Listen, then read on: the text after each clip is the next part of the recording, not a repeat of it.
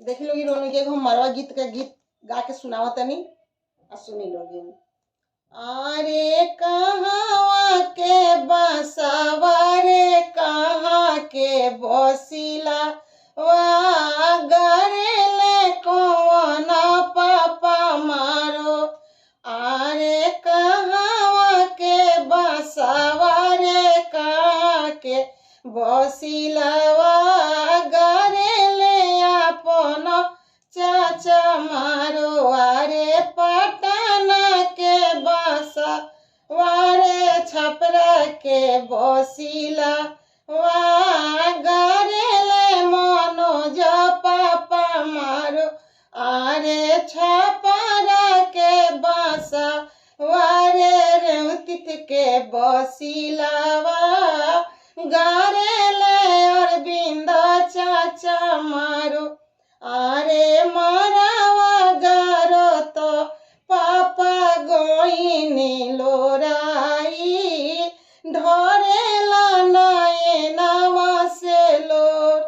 अरे मरावा गारो तो चाचा गोइनी लोराई ढरेला नयनवा से लोर। अरे मारो पूजे चलेली बेटी हो सुंदर बेटी देखिली अली नयना में लोर। अरे मारो पूजे चलेली बेटी हो सुंदर बेटी देखिली अली नयना में लोर।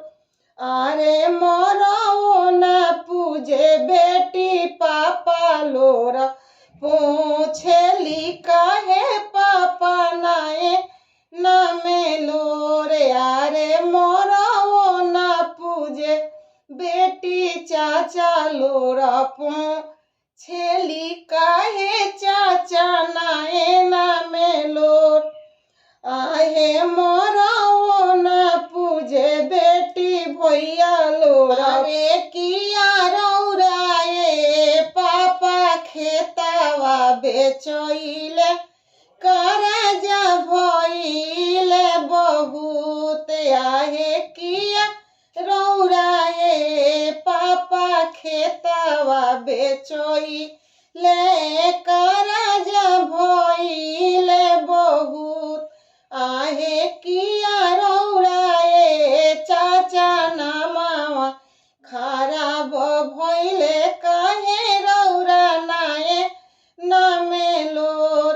अरे नहीं मोरो ये बेटी खेतावा बेचैले नहीं भइले करजा बहुत नहीं भइले करजा बहुत। अरे नहीं मोरो ये बेटी इज्जत खराब भइले नयना में आई गइले लोर। अरे तोहरे लागेला बेटी हमरो दयावा चली जाइबू बहुत ही दूर। अरे तोहरे लागी बेटी नयना में लोरावा चली जाइबी बहुत ही दूर। आए बड़ा रे जतन हम बेटी के पोसनी चली जाई है बहुत ही दूर। अरे ये रे मरावा में आई है दुल्हा सुंदर दुल्हा से नूरा से करिए बेअपार।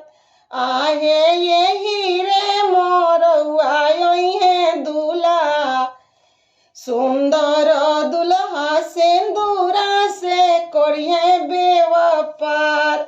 आरे सिंदूरा लगाई दुल्हा तोह के खरीदी है लेके जोई है बड़ी दूर।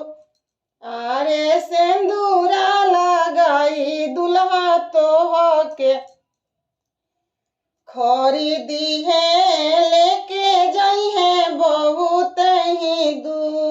अगर हमारा गाना अच्छा लगे तो लाइक करम, कमेंट करें और ज़्यादा से ज़्यादा शेयर करम।